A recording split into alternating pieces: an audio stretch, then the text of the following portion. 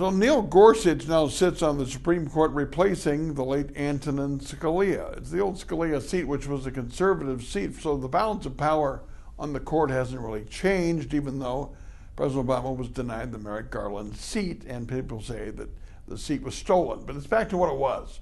The next fight will be on the next open seat. But the filibuster rule is changed already for Supreme Court nominees.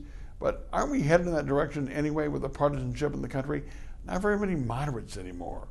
We have pure partisanship demands put on the voters, or they'll get primaried. It's not like it used to be.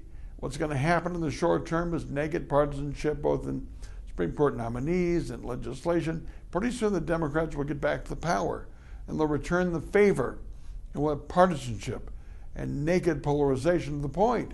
Or maybe someday the people will want it to stop, and they'll seek compromise. They'll seek these principles, like for every, there are two sides to every question, and the answer is usually somewhere in between. Maybe we can see there's silver lining in this, because it will lead us to that. For every action, there's equal and opposite reaction. It's always darkest before the dawn. Plus, the filibuster historically was used a lot by Southern white supremacists to deny civil rights legislation. It's not all rosy, the filibuster.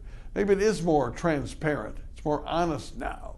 People can see the shift in power back and forth, but it will lead to probably nothing worse.